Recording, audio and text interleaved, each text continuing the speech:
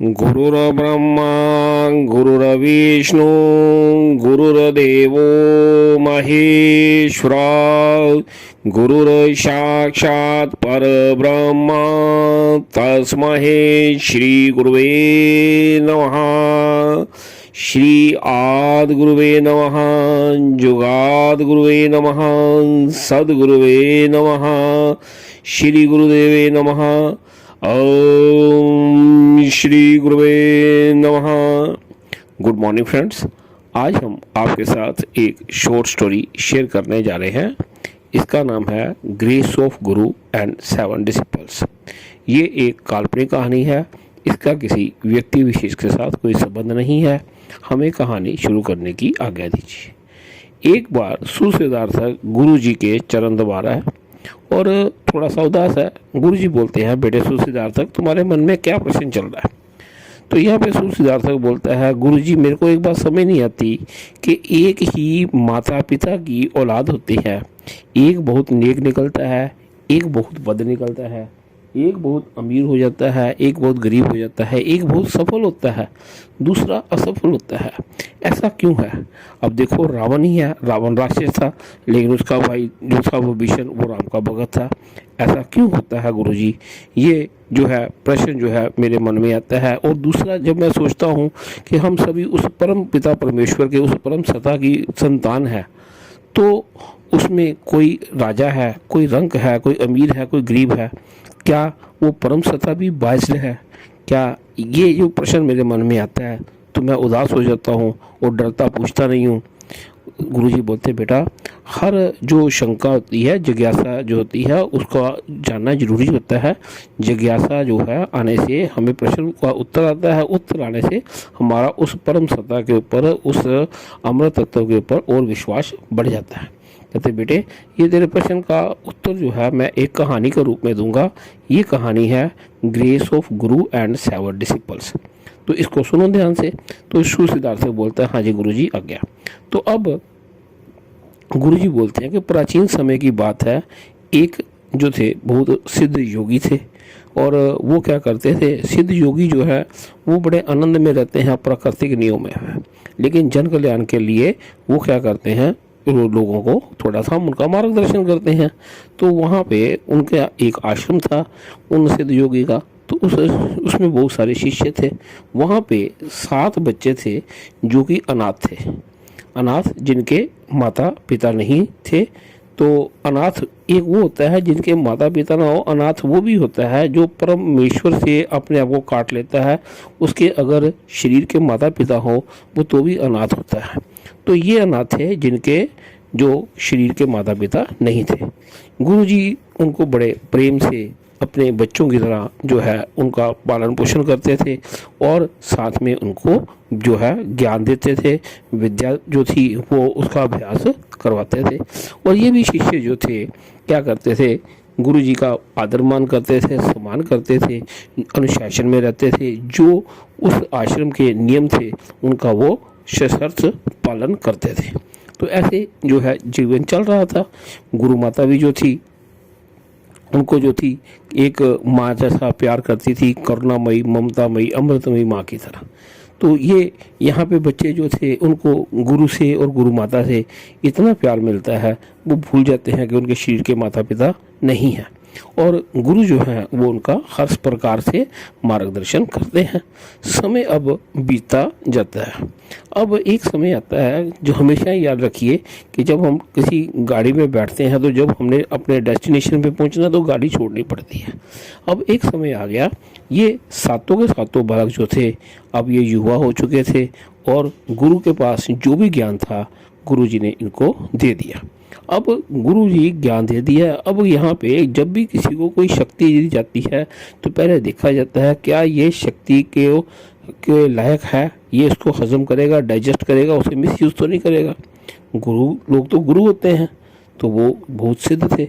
उन्होंने कहा कि बेटा अब मेरा, गुरु जी बोलते हैं कि अंतिम समय आ गया है। तो उन्होंने भी जो 7 बच्चे थे, जो शिष्य थे, उन्होंने गुरु जी की बहुत ज़्यादा सेवा की थी।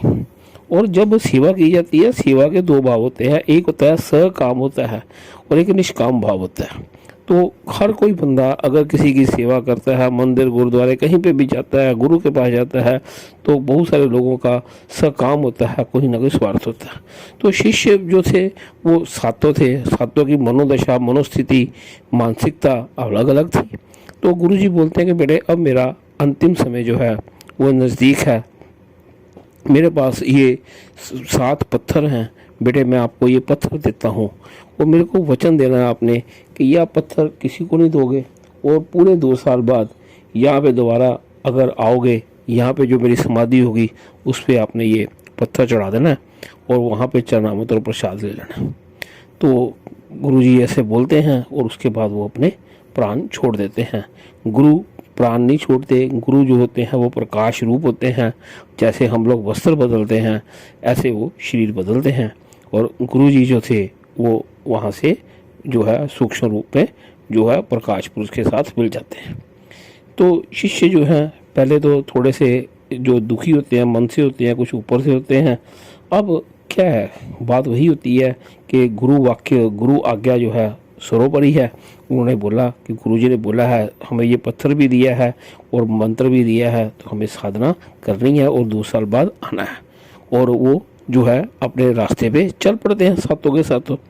अब उनमें से जो शिष्य नंबर 7 होता है वो कहता है कि मैंने 12 साल जो है गुरु की सेवा की और मेरे को था कि मेरे को कोई शक्तियाँ मिलेंगी और ये मेरे को पत्थर दे दिया है, इससे मैंने सिर फोड़ना है। वो अपने मन में गुरु को एक बद्धी गाली देता है और पत्थर को दूर से फेंक देता है। बाकी शिष्य बोलते हैं ये आपने क्या किया? कहता नहीं, मेरा टाइम वेस्ट हुआ, ये गुरु सही नहीं था। कहते अब तू क्या करेगा? कहते मैं अब एक और सच्चे गुरु की तलाश में इधर उधर जाऊंगा। दूसरे जो शिष्य थे 6 के 6, वो कहते हैं जैसे तुम्हारे प्रारब्ध भोग कर्म है कोई बात नहीं, लेकिन वो अपने गुरु के वाक्य के ऊपर और गुरु पे श्रद्धा रखते हुए जो है अपनी यात्रा शुरू कर देते हैं। रास्ते में जाते जाते वहाँ पे एक क्या होता है, गडरिया होता है जो कि भेड़ें चाल रहा होता है। गडरिया जो है उनको मिलता है, कहते भाई कहाँ जा रहे हो? कहते यार ऐसे हमारे गुरु थे, उन्होंने हमें कहा कि यात्रा पे जाइए और हमें 2 साल बाद वापस आना। कहते ये तुम्हारे पास क्या है? गडरी ने पूछा। शिष्य नंबर 6 था, वो कहता जी मेरे पास ये एक पत्थर है। कहते अगर आप ये पत्थर मेरे को दोगे तो मैं तुम्हें अपनी एक भेड़ दे दूंगा। यहाँ पे शिष्य नंबर 6 जो था वो कहता है ये एक अच्छी डील है, ये एक अच्छी डील है। एंड एक बात होती है कंपैरिजन की, वो कंपेयर करता है कि शिष्य नंबर 7 से मैं बड़ा बेटर हूँ। उसने तो पत्थर को फेंक दिया, लेकिन गुरुजी का चलो पत्थर में कोई दम नहीं था, फिर भी इस पत्थर के बदले बकरी मिलेगी, बहुत बढ़िया बात है। तो ही कन्विंस्ड अदर्स, उसने दूसरों को बोला भाई आप भी अपना अपना पत्थर दो, बकरियां ले लेते हैं, चलते हैं। लेकिन दूसरे शिष्य अडग थे। तो इसने क्या किया, शिष्य नंबर 6 ने गडरिये को वो पत्थर दे दिया और उससे वो बकरी ले ली। और उसके बाद उसके मन में वो कैलकुलेशन थी, 1 बकरी से 5 बकरियां, 5 से 20 बकरियां होंगी, फिर मेरा नाम हो जाएगा। वो उस कैलकुलेशन में पड़ गया। ये लोग पड़ जाते हैं कैलकुलेशन में, वो अकेला नहीं था। अब बाकी के शिष्य चल रहे हैं, गुरु मंत्र का जाप कर रहे हैं। रास्ते में क्या होता है, एक ग्वाला मिलता है, ग्वाला जो गाय पालते हैं। उसने बोला कि भाई आप कहाँ जा रहे हो? उसने शिष्य नंबर 5 को बोला कि यार तुम्हारे पास पत्थर बड़ा शानदार है। कहते हैं हाँ जी, मेरे गुरुजी ने मेरे पे कृपा की है। कहते अगर आप मेरे को ये पत्थर दोगे तो मैं आपको अपनी एक गाय दे दूंगा, ये बहुत ज़्यादा दूध देती है और आप बड़े धनवान हो जाओगे। शिष्य नंबर 5 लॉ ऑफ कंपैरिजन होता है, उसने कहा शिष्य नंबर 7 तो बेवकूफ़ था, उसने पत्थर फेंक दिया। शिष्य नंबर 6 था, अपने आप को जरूरत से ज़्यादा समझदा था, उसने बकरी ले ली। लेकिन देखो मैं कितना इंटेलिजेंट हूँ, मैं इस पत्थर के बदले जो है मेरे को गाय मिल रही है, दुधारू गाय, और ये बड़ी अच्छी नस्ल की गाय है। तो ये उसने वो क्या किया, खुशी खुशी वो गडरिये को, वो ग्वाले को वो पत्थर दिया और वो एक गाय लेके बैठ गया। एंड सिमिलरली उसने अदर्स जो डिसिपल्स थे उनको कन्विंस किया, भाई आप मेरे जैसे इंटेलिजेंट बनो। एक बंदा पत्थर फेंक रहा है, दूसरा बकरी ले रहा है, देखो हमें गाय मिल रही है। मैं अगर बोलूँगा इसको आपको अपना अपना पत्थर दो, आपको मैं गाय दिलाऊंगा, इकट्ठे रहेंगे। लेकिन जो रिमेनिंग शिष्य थे वो अडिग थे। अडिग की डेफिनेशन होती है और ये time to time, person to person ये बदलती है। अब वो शिष्य जो थे वो चल पड़े। और यहाँ पे आगे एक गांव में एक बहुत बड़ा ज्वेलर था। ज्वेलर जो था उसके पास गए तो उसने बोला कि भाई यार आपके पास ये एक बड़ा चमकीला सा पत्थर है, अगर ये आप मेरे को पत्थर दे दो तो मैं आपको इसका अच्छा पैसा दूंगा। उसने शिष्य नंबर 4 को ये चीज़ बोली। तो शिष्य नंबर 4 जो है वो कहता नहीं नहीं मैंने ये पत्थर नहीं देना। कहता ऐसे कर, मेरी सारी दुकान ले ले तो वो मेरे को पत्थर दे दे। शिष्य नंबर 4 अपने आप को बड़ा ब्लेस्ड मानता है। कहता देखो शिष्य नंबर 7 ने क्या किया, उसने पत्थर को फेंक दिया। शिष्य नंबर 6 ने क्या किया, उसने जो है बकरी ले ली। शिष्य नंबर जो 5 था उसने क्या किया, गाय ली सिर्फ। और मेरे को देखो ये पूरी की पूरी ज्वेलरी की शॉप मिल रही है, इसका सारा सोना, इसके सारे हीरे मिल रहे हैं, तो मैं ज़्यादा समझदार हूँ। शिष्य नंबर 4 ने दूसरों को बोला आप भी इसके साथ कोई डील कर लो, लेकिन रिमेनिंग शिष्य अडिग थे। अडिग की डेफिनेशन टाइम टू टाइम बदलती है, तो बाकी रिमेनिंग शिष्य वो आगे चलते हैं।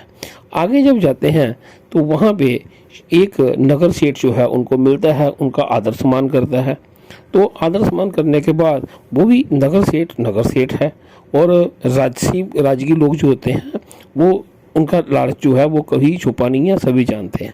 तो वो कहता है यार, उनका पहले आवभगत करता है, कहता है आपके पास बड़ा चमकीला पत्थर है, कहते हैं अगर ये मेरे को आप पत्थर दे दो। उसने शिष्य नंबर 3 को बोला तो मैं नगर सेठ हूँ, आपको मैं नगर सेठ बना दूंगा। शिष्य नंबर 3 ने कहा यार गुरु ने कहा था, मेरा वचन है कि ये पत्थर किसी को नहीं देना। लेकिन अब वो देखता है, कंपैरिजन करता है, लॉ ऑफ कंपैरिजन है, तो वो अपने आप को बहुत इंटेलिजेंट, बहुत ब्लेस्ड उसको लगता है कि जैसे उसकी लॉटरी मिल गई, तो वो डील एक्सेप्ट कर लेता है। अब रिमेनिंग 2 शिष्य जो हैं वो बचते हैं। दोनों जो थे वो अपने गुरु मंत्र का जाप करते हुए आगे चलते हैं। तो आगे क्या होता है, आगे उन्हें वहाँ पे एक राजा मिलता है।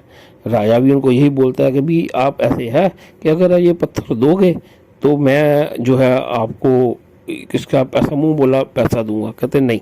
अब उसमें से शिष्य नंबर 2 जो है उसको वो गिरफ्तार कर लेता है। तो उसको गिरफ्तार कर लेता है तो कहता है देख, अब ऐसे है कि मैंने तेरी गर्दन काट देनी है कल, ये काम कर, या तो मेरे को ये पत्थर दे अपनी इच्छा से, नहीं तो फिर मैं तेरी गर्दन काटूंगा। अब यहाँ पे शिष्य नंबर 2 जो है वो कहता है मैंने गुरु को वाक्य तो दिया है, लेकिन यार मेरी जान जारी है। जब जान निकलनी होती है ना, गन पॉइंट के ऊपर बड़े बड़े लोग जो होते हैं उनकी पैंट जो है गिली हो जाती है। तो यहाँ पे उसने फिर बोला कि यार बात ऐसे है, मरना तो है तो कोई बात नहीं, गुरु के वाक्य जो है उनको मैं उसमें रखता हूँ। उसने कहा ठीक है। नेक्स्ट डे जल्लाद आ गया, उसकी गर्दन काटने लगा। उसको बोला, फिर राजा ने बोला कि बेटा सोच ले। कहता नहीं, मैंने सोच लिया, जो मेरे गुरु का हुक्म है। तो वो जल्लाद को इशारा करता है गर्दन काटने के लिए। जब वो काटने लगता है राजा उसे रोक देता है। राजा जो है उस शिष्य नंबर 2 के पाँव पड़ जाता है। कहते बेटा मैं यहाँ का राजा हूँ, मेरी ये सुंदर राजकुमारी है, मैं इसकी शादी जो है वो करना चाहता था योग्य वर्ग के साथ। बहुत सारे राजा थे, ऊपर से राजा थे, अंदर से भिखारी थे, लेकिन आज मेरे को मैंने सच्चा राजा देखा है जो अपने गुरु वाक्यों का इतना ध्यान रखता है। तो मैं तुम्हारे साथ अपनी बेटी की शादी करना चाहूँगा, और ये राजपाट जो है ये भी तुम्हें मिल जाएगा, और ये पत्थर भी तुम अपने पास रखो। तो यहाँ पे वो शिष्य नंबर 2 जो है वो कहता है कि जो मेरा शिष्य नंबर 1 है पहले आप उसको भी आज़ाद करो। तो कहते हैं ठीक है जी। वो शिष्य नंबर 1 जो है उसको वो बोलता है, शिष्य नंबर 2 बोलता है कि देख मेरे पास अब सुंदर रानी भी आ गई है, राजपाट भी आ गया है, हम भाई की तरह है, तो तेरे को मैं अपना बड़ा मानता हूँ, मैं राजपाट तेरे को दूंगा। उसने कहा नहीं, मेरे को राजपाट भी नहीं चाहिए। तो राजा बोलता है कि मेरी एक और सुंदर बेटी है, उससे शादी कर ले। कहता नहीं, ना मेरे को सुंदर स्त्री चाहिए, ना मुझे राजपाट चाहिए, मेरे को जो मेरे गुरु ने जो काम खोला है मैंने वो करना है। शिष्य नंबर 2 उसको थोड़ा समझाता है कि देख ले, अब वहाँ पे हम जाएंगे, 2 साल बाद की बात है, वहाँ पे गुरुजी की समाधि पे जाना है, हम इकट्ठे चल पाएंगे। कहता नहीं, जो गुरु ने बोला था कि यात्रा जो है वो रुकनी नहीं है, तू अपना घर खुश। यहाँ पे शिष्य नंबर 2 जो है सुंदर रानी के साथ जो है अपना जीवन जो है आनंद में गुजारता है। उधर राजपाट भी उसको बड़ा अच्छा मिल गया है, और शिष्य नंबर 2 अपने आप को दुनिया का सबसे समझदार व्यक्ति सब समझता है। और वो उसको थोड़ा सा आता है कि शिष्य नंबर 1 जो है ये थोड़ा सा मूर्ख है, लेकिन ये जो मूर्ख बनना जरूरी होता है। शिष्य नंबर 1 था जो बोलता था अक्का माजी सरकड़ी। अब वो चलता रहा। अब वो जब जा रहा है आगे, उसे क्या होता है, एक और राजा मिलता है। वो उसको बोलता है कि यार तेरा जो पत्थर है, अगर तू ये मेरे को पत्थर दे देगा तो वो जो राजा तुम्हारा जो है, जो शिष्य नंबर 2 है, उसका राज तो कम था, उससे 10 गुना बड़ा राज्य मेरा है, और यहाँ के और 10 राजा जो हैं उनका भी राज मैं तुम्हें दूंगा, ये पत्थर तू मेरे को दे दे। कहता नहीं भाई, तुम्हारा रास्ता वो है, हमारा रास्ता हो रहा है। जिस रास्ते जाना नहीं तो उसका रास्ता पूछना क्यों, तुम उधर जाओ हम उधर जाते हैं। तो कहते छीनना है तो छीन लो, लेकिन स्वेच्छा से पत्थर नहीं दूंगा। अब यहाँ पे रास्ते में जंगल आता है। जंगल में तरह तरह के जानवर होते हैं, लेकिन वो हर तरह के सुख को दुख को सहता हुआ अपने गुरु में पूरी आस्था रखता हुआ क्या करता है, पूरे 2 साल बाद अपने गुरु जी की समाधि में के पास जाता है। समाधि के पास जाके वहाँ पे क्या करता है, आदरपूर्वक वो पत्थर गुरु जी की समाधि में रखता है। वहाँ पे जो है चरनामत पीता है, माथा टेकता है। अचानक वहाँ पे जो उस कुटिया में चारों तरफ प्रकाश हो जाता है। वहाँ पे सिद्ध आश्रम के जो सिद्ध पुरुष आ जाते हैं, देव पुरुष आ जाते हैं। वो उसको बोलते हैं कि बेटा, उसका तिलक करते हैं। कहते जो इंद्र के राज हैं, यहाँ कोटि कोटि ब्रह्मांडों में जो राज हैं बेटे, उन सब का मालिक आज के बाद तू है। लेकिन वो बोलता है नहीं, जो है मैं ये चीज़ को एक्सेप्ट नहीं करूँगा। कहते वो क्यों नहीं? कहते मैं इसलिए नहीं एक्सेप्ट करूँगा, कोटि कोटि ब्रह्मांडों का राज भी अगर मिल रहा है, एक छोटा सा पत्थर जो मेरे गुरु ने मेरे को दिया, अगर उसमें ये ताकत है, गुरु चरणों में कितनी ताकत है, मैं अपने गुरु जी के शिक्षाओं के ऊपर चलूँगा। इतने में सिद्ध आश्रम के योगी महायोगी आते हैं। कहते बेटा, आप अब सिद्ध आश्रम के महायोगी पद पे के लिए आप नियुक्त होते हो, आपको बहुत बहुत आशीर्वाद मिलता है। यहाँ पे गुरुजी शिव सिद्धार्थ को बोलते हो, बेटा ये अभी तुमने जो मैंने कहानी सुनाई, grace of Guru and 7 disciples, इसमें गुरुजी ने सातों के साथ, गुरुजी अनबाइस्ड थे, उन्होंने सभी को पत्थर दिया और सब में योग्यता थी कि वो महायोगी के पद पे जा सकते हैं। लेकिन हर एक व्यक्ति ने अपनी इंटेंशन, अपने लालच, अपने ग्रीड और अपनी समझदारी के अनुसार जो है उसका फल पाया है। तो यहाँ पे सुसिद्धार्थक को बोलते हैं अब तेरे मन में जिज्ञासा है। कहता नहीं गुरुजी, कोई जिज्ञासा नहीं है, मेरे को समझ लगी। वो गुरुजी के चरणों में प्रणाम करता है, गुरुजी उसको आशीर्वाद देते हैं। कहानी यहाँ पे ख़त्म होती है। होपिंग ये स्टोरी किसी भाई बहन के काम आएगी। Thank you very much. जिंदे वास्ते रहो। God bless you.